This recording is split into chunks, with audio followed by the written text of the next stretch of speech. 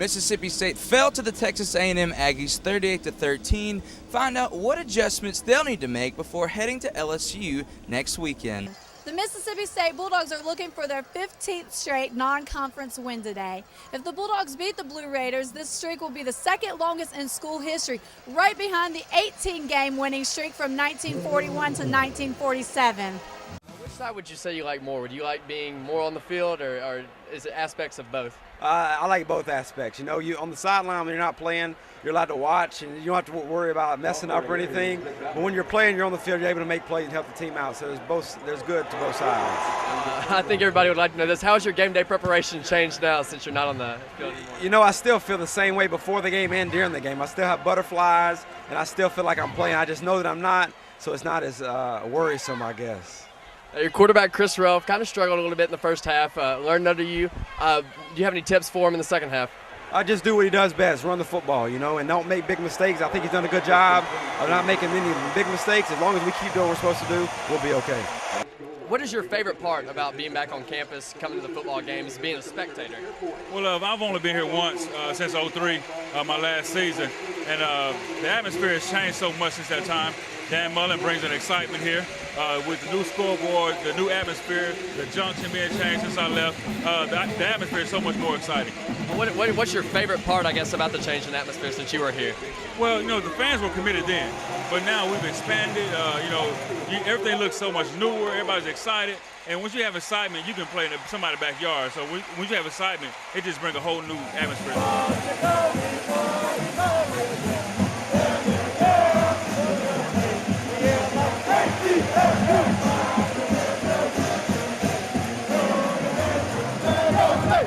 Senior Jonathan Banks just caught his 4th interception of this season. That brings Banks' career total to 16 interceptions. He is now tied with Walt Harris for the school record of most interceptions. The SEC championship game was played on Saturday afternoon from Atlanta, Georgia. The Alabama Crimson Tide took the field to take on the Georgia Bulldogs. The Dogs were ready to play.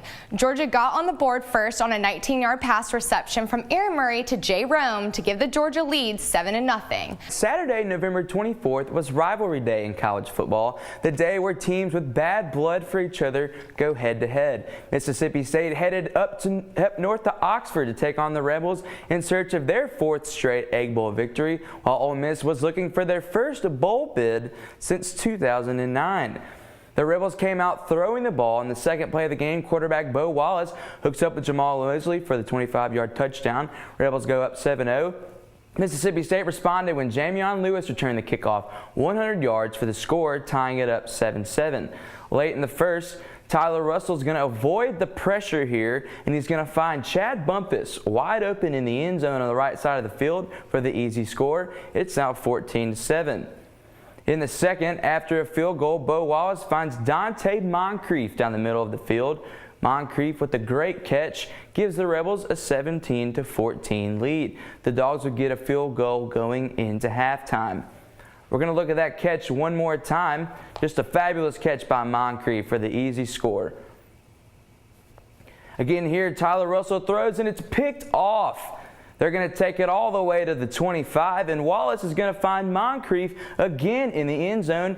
It's 27-17 Rebels. Moncrief remained hungry again. Wallace is going to find him for his 3rd touchdown catch of the game. The Rebels went on to win 41-24.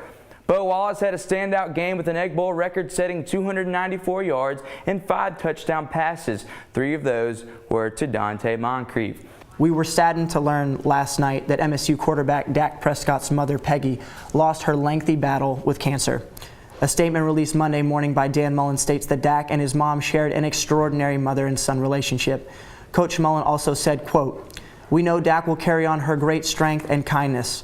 Our thoughts are with Dak and his family during this difficult time." However, Dan Mullen and his staff will be trying to get these things corrected heading into the postseason. They will be trying to get their 3rd consecutive bowl win. MSU will head to Jacksonville, Florida for the Gator Bowl to take on Northwestern University. The Wildcats are 9-3 overall, and they have a record of 5-3 in the Big Ten. MSU is playing in the Gator Bowl for the 2nd time in 3 years. Saturday, MSU took on Arkansas in Little Rock and hoping to beat the Razorbacks on the road for the first time ever. The Mississippi State Bulldogs are one game away from being bowl eligible for the 4th straight year after they beat the Arkansas Razorbacks on Saturday. So Caleb, this week was pretty big for Mississippi State's football team with their win against Arkansas at home. Yeah, they were able to get their 8th win of the season with a score of 45-14. And coming up on Take 30 Sports, we'll take a look at some of those highlights, but also get you caught up on the Egg Bowl coming up Saturday night from Oxford. But first, we'll take a look at how the number 1 and 2 ranked teams fell in the BCS poll. Stay with us. Now let's take a closer look at Mississippi State's football season. When Tyler Russell had time to throw, he was hard to stop. This was the first year as him being a full-time starter, and he showed promise throwing for more yardage than any MSU quarterback in the single season. Russell threw a total of 2,791 yards and 22 touchdowns. Now let's take a closer look at Mississippi State's game against the Razorbacks. It was senior day at Scott Field on Saturday, and Nick Bell's mother was on hand for the game. It would have been Nick's last home game as a Bulldog. Pitcher Luis Polyorena allowed only 5 hits and 2 runs in his start. The Aggies led the game 2-0, but the Bulldogs came back fighting. Junior Hunter Renfro hit his 11th home run of the season to give the Dogs a 3-2 win. Basketball season is finally upon us, and the MSU men's team has already had its fair share of ups and downs. This is the 2nd straight year the Lady Bulldogs have taken on the Lady Hawks for the exhibition game. The Bulldogs added 5 new players to the roster as well as 4 starters from last year. Providence sealed the victory in the final 34 seconds of the game as they hit 5 free throws, making the final score 73-63. The Bulldogs fought hard and competed there at the end, said head coach Rick Ray. 2 bright spots, however, for the Bulldogs are senior guard Dee Bost and UTEP transfer forward Arnett Moultrie. Bost and Moultrie both are averaging in double figures scoring. And through 3 games, Moultrie averages a double-double with 16.3 points and 12.7 rebounds per game. The Lady Bulldogs took down Tennessee Tech last Thursday, November 21st, to move to 4-0.